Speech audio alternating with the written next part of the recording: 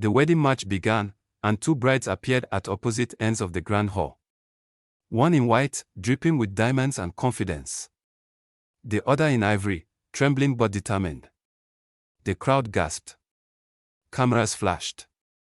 And the billionaire standing at the altar reached out his hand toward only one of them. But we're getting ahead of ourselves. This story started 3 weeks earlier, with broken glass and blood on marble floors.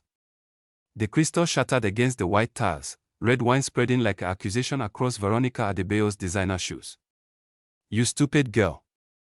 Veronica's scream silenced 70 guests mid-conversation. "Do you want to ruin everything?" Amara's hands trembled as she stared at the mess. The tray had slipped. Just for a second. But a second was all it took. "I'm sorry, ma'am. Please, I didn't mean." "Sorry." Veronica's laugh was vicious. "Sorry doesn't pay for baccarat crystal, does it? Sorry doesn't fix the fact that you're an embarrassment." The guests watched with the hungry eyes of people who lived for drama in other people's lives. Some looked uncomfortable. Most looked entertained. Amara dropped to her knees, fingers scrambling to pick up glass shards, ignoring the sharp edge that bit into her palm. Blood mixed with wine, but she kept gathering pieces, kept her head down, kept breathing through the familiar burn of humiliation. "Mama, why do you even keep her around?" Grace Adebayo's voice carried across the room. She flipped her Brazilian weave extensions over her shoulder, her gold sequined dress catching the chandelier light. "She's completely useless. We should have hidden her tonight," Rita added, the younger daughter examining her stiletto nails with practiced boredom. "Mr. Okafor is coming, and she's here breaking things like the clumsy servant she is." Servant. The word landed like a slap. 3 years ago, Amara had been the daughter of this house. 3 years ago, before her father died and left her to Veronica's mercy, she'd been the princess of this mansion. Now she was the girl on her knees, bleeding into expensive wine while her stepmother's biological daughters laughed. "Everyone, please." Veronica's voice shifted, suddenly smooth and gracious. "Let's not allow this unfortunate accident to spoil our celebration. Tonight is very special. Tonight, the great Samuel Okafor will be joining us, and one of my beautiful daughters will capture his heart." The whisper started immediately. Samuel Okafor. The name alone made people sit up straighter. Real estate empire. Oil investments. A fortune that made Lagos's elite look middle class. And he was coming here, to choose a bride from Veronica's daughters. "Get out," Veronica hissed down at Amara, her society smile never wavering. "Clean yourself up. And if Samuel Okafor sees your pathetic face tonight, I swear you'll regret being born." Amara gathered the glass onto her tray, stood on shaking legs, and fled toward the kitchen. Behind her, the party resumed as if she'd never existed. Laughter. Champagne corks popping. The sound of her erasure. In the kitchen, old Martha took one look at Amara's bleeding palm and made a sound of pure disgust. "That woman gets crueler every day." "It's fine, Mama Martha." Amara's voice came out hollow. "I'm used to it." "Used to it." Martha pulled out the first aid kit with rough, angry movements. "A girl shouldn't be used to cruelty in her own father's house." "It's not my house anymore." The words tasted like ash. "It hasn't been mine since Papa died."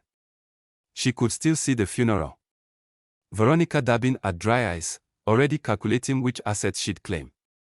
Grace and Rita complaining about their black dresses being unflattering.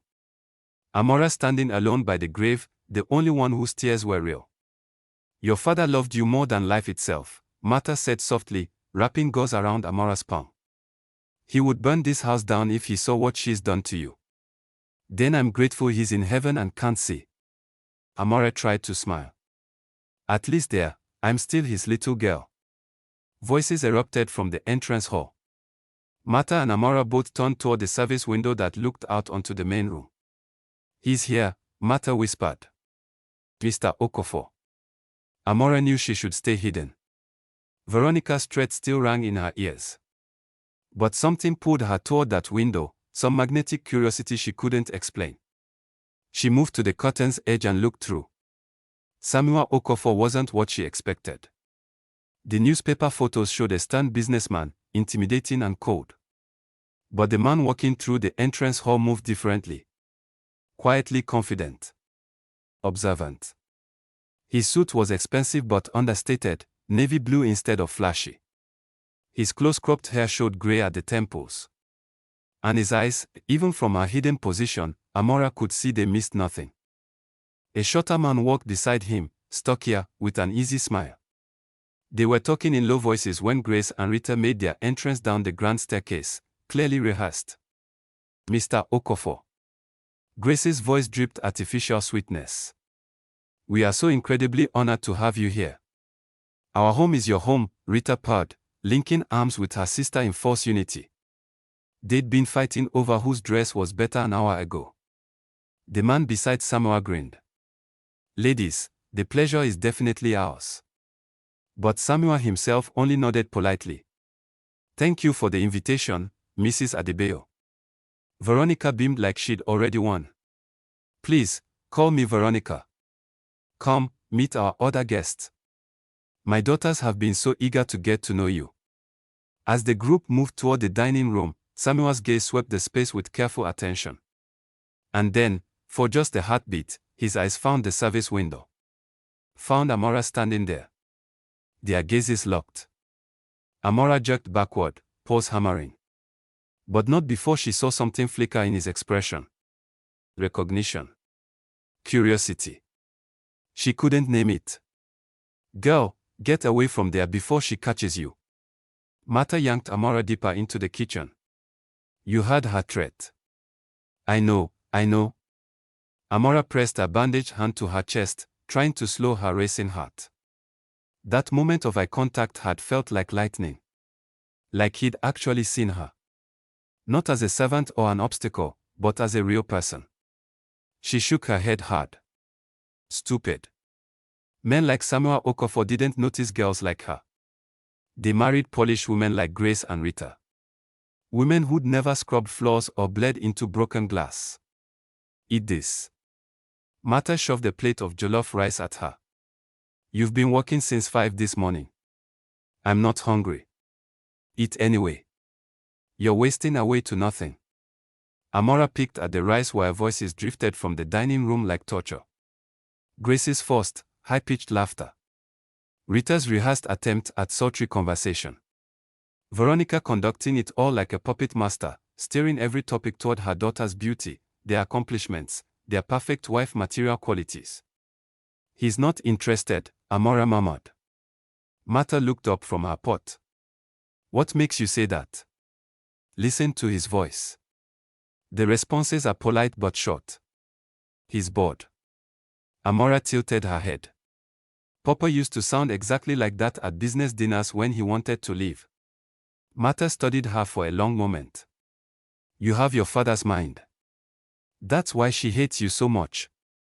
You remind her this house was his, not hers. That he loved you more than he ever loved her.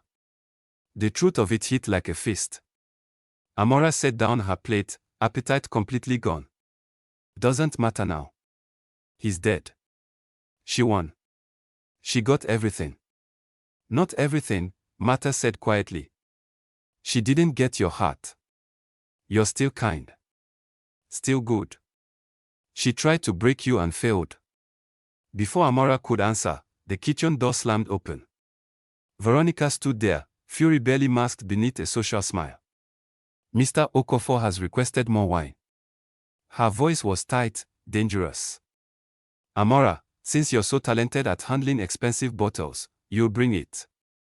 Try not to destroy anything this time. Ma'am, perhaps I should, Martha started. I said Amara would do it. Veronica's eyes were glacial. Now. This was a trap. Amara could feel it in every fiber of her being. In the cruel set of Veronica's mouth. In the way her stepmother watched her like a cat watching a mouse. But refusing would only make everything worse.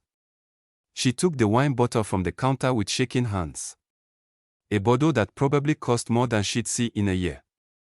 And followed Veronica back into the dining room where 70 pairs of eyes turned to watch her entrance. Grace and Rita smirked at each other. The guest leaned forward, sensing blood in the water. And Samuel Okafor watched her approach with those impossibly sharp eyes as she crossed the marble floor, the bottle trembling in her grip, her bandaged palm starting to throb. Before we continue, I welcome you to Storyline Haven. Please comment, like and subscribe to my channel. Thank you. Amara made it 3 steps before Rita stuck out her foot. It happened so fast. One moment Amara was walking carefully, concentrating on not spilling anything. The next, her toe caught Rita's ankle and she pitched forward. The bottle flew from her hands in what felt like slow motion. The bottle arced through the air, spinning end over end, reflecting chandelier light like a crystal in freefall. Time stretched. Amara's knees hit marble. The bottle descended toward Grace's lap, toward her white designer dress, toward disaster.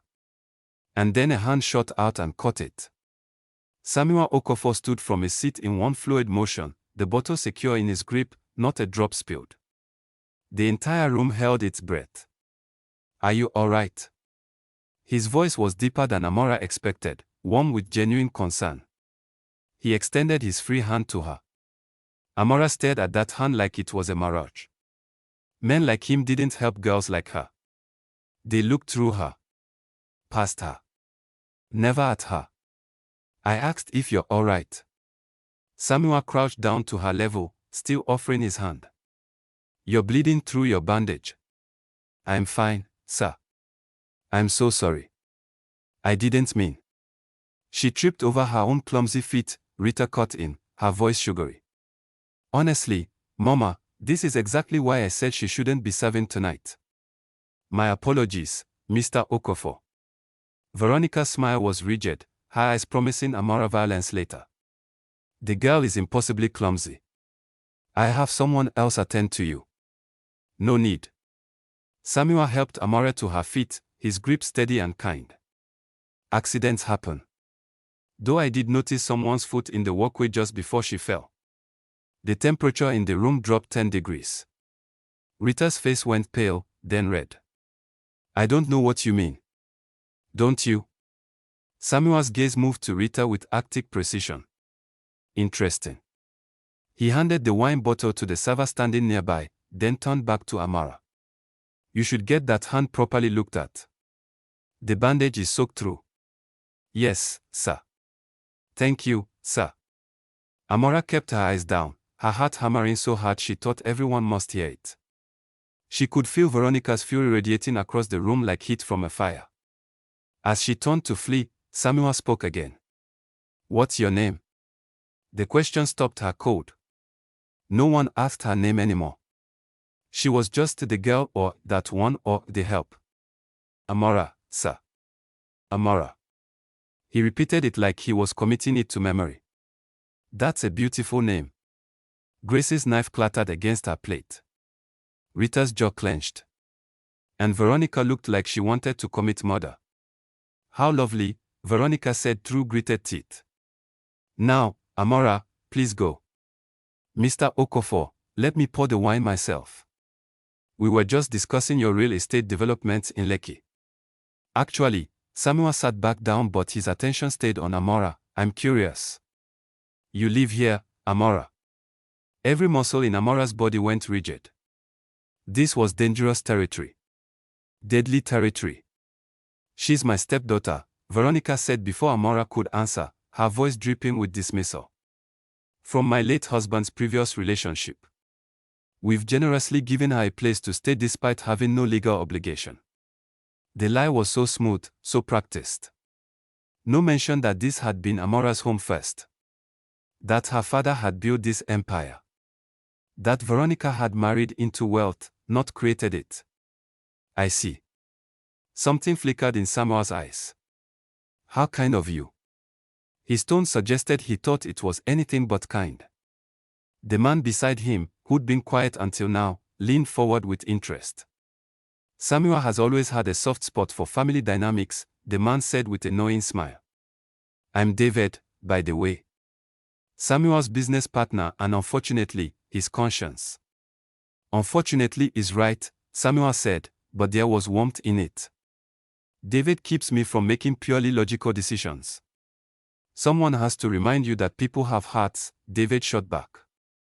Grace saw an opening and pounced. Mr. Okafor, you must tell us about your new hotel project. Rita and I were just reading about it in this day. It sounds absolutely fascinating. Yes, Rita added, leaning forward to show her cleavage, subtle as a sledgehammer. We'd love to hear all about it. From you directly. Samuel's attention finally moved away from Amara. She used the moment to escape, practically running back to the kitchen. Behind her, she heard Grace launching into an elaborate question clearly designed to showcase how informed she was. Martha grabbed Amara the moment she burst through the kitchen door. What happened out there? I heard the gasps. Rita tripped me. Mr. Okafor caught the bottle. He helped me up. The words stumbled out in a rush. Martha, he asked my name. He looked at me like I was a person. That's because you are a person, child. Not in this house. Amara slumped against the counter. You should have seen Veronica's face. I'm going to pay for this later. That woman is the devil in designer heels. Martha unwrapped Amara's bandage, revealing the cut had reopened. This needs proper cleaning. Sit. As Martha walked, Amara could hear the dinner conversation continuing. Grace's laugh, too loud and too frequent. Rita's voice dropping to what she probably thought was seductive. Veronica steering every topic like a general commanding troops. And occasionally, Samuel's voice. Always measured. Always polite. But never truly engaged. He doesn't like them, Amara said suddenly. What? Mr. Okafor. He's not interested in Grace or Rita. I can hear it in his voice. Martha snorted. Good. Those girls are rotten to the core, just like their mother. But he has to choose one of them. That's why he's here. Veronica arranged it all. Men like Samuel Okafor don't let people arrange their lives, child. If he's here, it's because he chose to be. And if he leaves without choosing either of them, well, Martha's smile was wicked. That would be something to see. 2 hours dragged by. Amara stayed in the kitchen, cleaning dishes, preparing dessert trays, staying invisible. She could track the evening's progress by the sounds drifting through. Dinner ended. The guests moved to the lounge. Music played. More laughter, more champagne. Then, around 10 o'clock, the party began to wind down. Guests made their exits with air kisses and hollow promises to do lunch. Cars pulled up to the circular driveway. The crowd thinned. Amara was elbow-deep in soapy water when the kitchen door opened. She assumed it was Martha returning from clearing the lounge. Just set the glasses by the sink, Mama Martha. I'll wash them. I don't have any glasses. Amara spun around, water flying from her hands. Samuel Okafor stood in her kitchen, somehow looking even taller in the small space. David stood beside him, grinning like he knew a secret. Mr. Okafor. Sir, you shouldn't be, this is just the kitchen. I know where I am. Samuel's eyes scanned the room, taking in the old appliances, the scuffed floors, the sharp contrast to the luxury beyond the door. I wanted to ask you something, Amara. Her name in his voice did strange things to her pulse.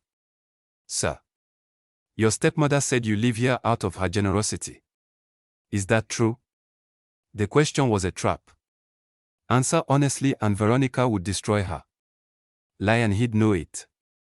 It's complicated, sir. Complicated how? David leaned against the counter, his expression gentle. We're good with complicated. Amara looked between them, these two powerful men in her shabby kitchen, and something inside her cracked. Maybe it was exhaustion. Maybe it was the kindness in Samuel's eyes. Maybe it was 3 years of swallowing truth until she choked on it. This was my father's house, she said quietly. He built his company from nothing, bought this land, designed every room. When I was little, he used to carry me on his shoulders and tell me that someday, all of this would be mine. Samuel's expression didn't change, but something in his eyes sharpened. And then. And then he married Veronica when I was 15. She seemed nice at first. Her daughter seemed nice. We were going to be a real family. Amara's laugh was bitter. He died 8 months later. Heart attack. Sudden. And everything changed. The will. David asked. Left everything to his wife, assuming she'd care for me. He never imagined, Amara's voice cracked. He never imagined she'd turn me into a servant in my own home. That Grace and Rita would treat me like that. That I'd go from being his princess to being the help. Silence filled the kitchen. Samuel's jaw was tight, a muscle jumping beneath his skin. Why not leave? He asked. Where would I go? I have no money. No relatives. Veronica made sure I never finished university. She told everyone I was difficult, ungrateful, that she was suffering through my presence out of obligation to my father's memory. Amara wiped her eyes with the back of her hand. I'm trapped, Mr. Okafor. This house is my prison, and Veronica is the warden. David whistled low. That's some serious wickedness.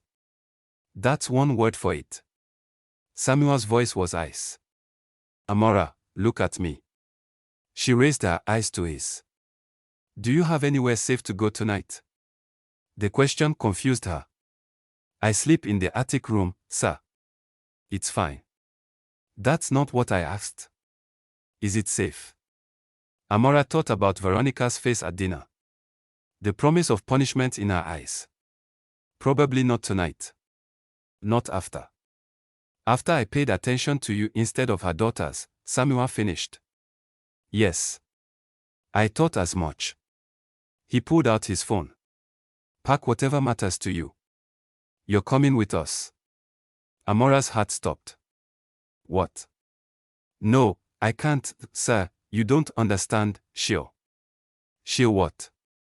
Samuel's voice was calm, but there was still underneath. Beat you?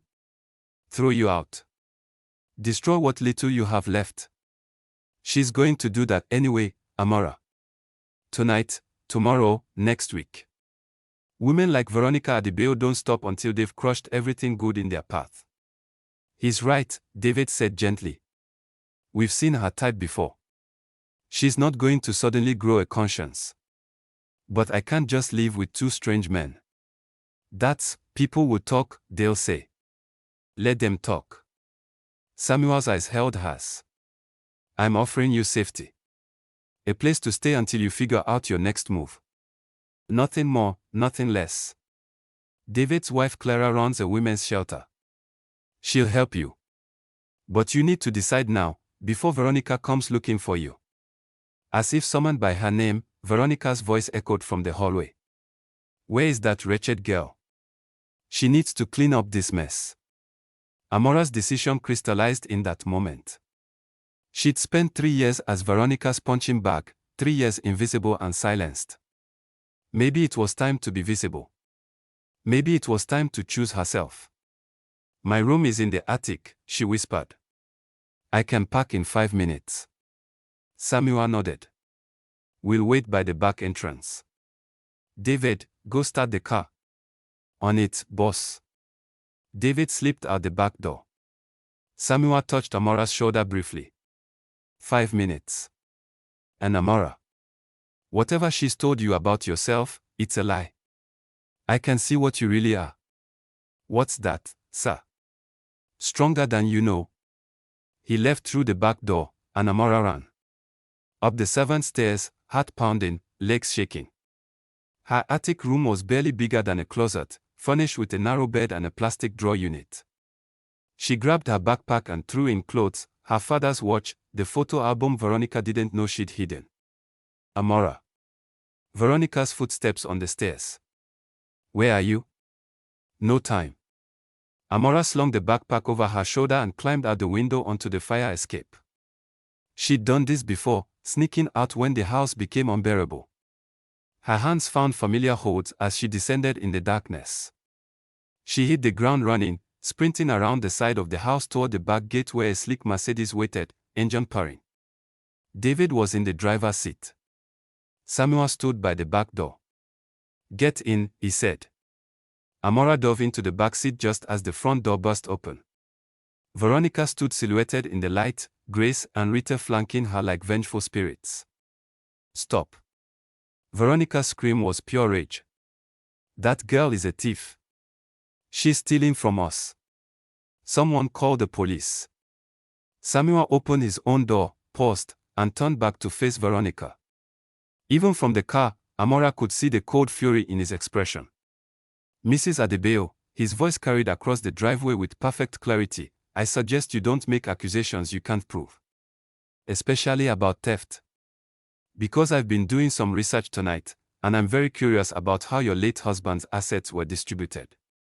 Very curious indeed. Veronica's face went white. How dare you? Have a good evening. Samuel slid into the car. David, let's go. The Mercedes pulled away smoothly, leaving Veronica screaming threats into the night. Amara watched through the back window as the mansion, her prison for 3 years, receded into the distance. She should have felt afraid. Instead, she felt lighter than air. You okay back there? David called from the front. I don't know, Amara answered honestly. I don't know what I am. Free, Samuel said, turning to look at her. You're free. The next 2 weeks passed in a blur. Samuel was true to his word. David's wife Clara ran a shelter for women escaping abuse, and she welcomed Amara with open arms and no questions. The other women there shared their stories, and Amara slowly began to share hers. Samuel visited 3 times, always bringing David or Clara with him. He asked about her father's business, took notes, made calls. Amara learned he wasn't just wealthy, he was methodical, strategic, and when he decided someone needed his help, he was unstoppable. Your stepmother forged several documents, he told her on his 3rd visit. The will was legitimate, but the way she's been handling your father's estate is not. She's been siphoning money, hiding assets. My lawyers are building a case. I don't want money, Amara said. I just want to be left alone. You deserve both. Samuel's smile was slight but genuine. And you'll get both. I promise. But Veronica wasn't done yet. She went to the press with a story about how Amara had run away with a strange man, how she'd always been troubled and ungrateful. Grace and Rita posted on social media, painted Amara, a gold digger trying to trap Samuel Okafor. They're destroying my name, Amara said, scrolling through vicious comments on her phone. Let them, Samuel said calmly. I have a plan. 1 week later, Veronica announced an engagement. Hers and Samuel's. She called a press conference, claimed Samuel had proposed to Grace, showed off a ring that Amara suspected Veronica had bought herself. The story went viral. Lagos society buzzed with speculation. And Samuel said nothing. Did nothing. Let Veronica dig a hole deeper. Why aren't you denying it? Amara asked him. People think you're marrying Grace. I know. His smile was sharp as glass. Trust me. The wedding was planned for 3 weeks later. A massive event at the most expensive hotel in Lagos. Veronica spared no expense, probably using money stolen from Amara's father's estate. She invited everyone who was anyone. The press coverage was relentless. Grace played her role perfectly, giving interviews about her love story with Samuel, planning her dress, picking flowers. Rita pretended to be the supportive sister while clearly seething with jealousy. And through it all, Samuel remained silent. Until the morning of the wedding, when he knocked on Clara's office door where Amara was working. I need you to do something for me, he said. Anything. I need you to get married today. Amara's brain short-circuited. What? Samuel pulled a garment bag from behind his back. To me. I need you to marry me today. In front of everyone. In front of Veronica and Grace and every camera in Lagos. You've lost your mind. Probably. He smiled. But I'm also serious. Amara, I've spent the last 3 weeks getting to know you. Not the broken servant Veronica created. The real you. The woman who reads philosophy at 2 in the morning. Who helps the other women here with their children. Who still believes in goodness despite everything she survived. Samuel. I'm not saying this has to be forever. I'm not asking you to love me. I'm asking you to let me give you back what was stolen. Your dignity. Your name. Your revenge. He unzipped the garment bag, revealing a wedding dress in ivory silk. Simple. Elegant. Perfect. Wear this. Walk into that venue. Let me show Veronica that she can't destroy you. That kindness and truth matter more than cruelty and lies. Amara's hands shook as she touched the silk. This is insane. Completely. Samuel's eyes were warm. Is that a yes? She thought about her father. About the years of abuse. About Veronica's smug face and Grace's cruel laughter. About the girl she'd been before they broke her down. Yes, Amara whispered. Yes, it's a yes. Which brought them to now. To the wedding march playing.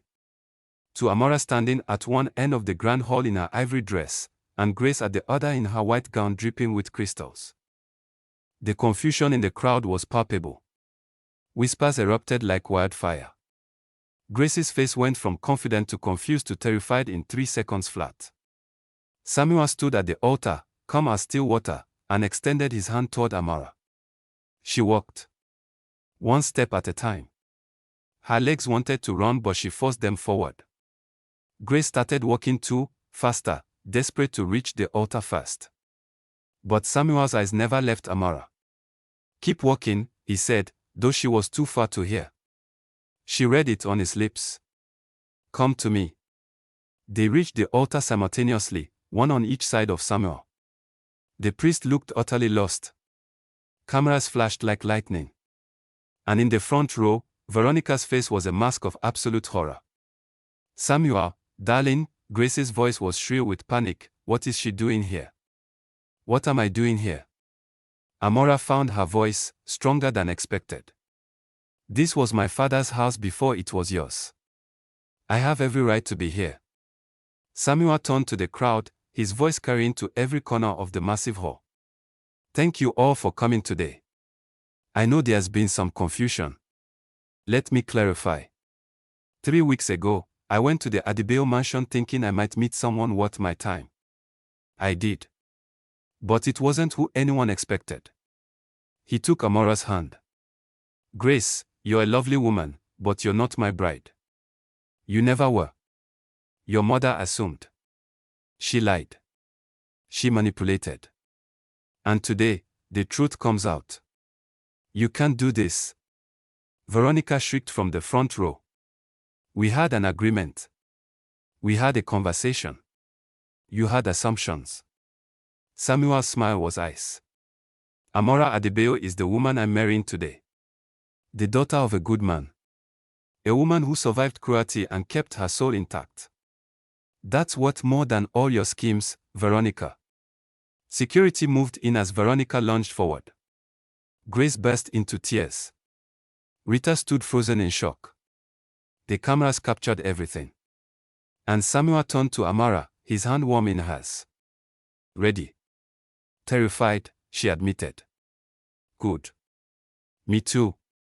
He smiled. Let's get married anyway. The ceremony was a blur. Vows exchanged while chaos erupted around them. Veronica being escorted out, screaming about lawyers. Grace collapsing in dramatic sobs. The press going absolutely wild. But in the center of it all, Amara felt peace. When Samuel kissed her, gentle and brief, he whispered, "You'll never cry alone again." "I know," she whispered back. "I'm home." The reception was smaller, just Samuel's real friends after the drama cleared. David raised a glass. To the most chaotic wedding Lagos has ever seen. Laughter. Music. Joy. And in the corner, Amara's phone buzzed with a message from Martha. "Your father would be so proud. You won, baby girl. You won." Amara looked at Samuel across the room, talking with guests, and realized something. This wasn't just revenge. it wasn't just survival. Somewhere in the past 3 weeks, in quiet conversations and shared silences, something real had grown. Maybe it was too soon to call it love. But it was definitely hope. And after 3 years of darkness, hope was everything. Samuel caught her eye and smiled. She smiled back. This was her story.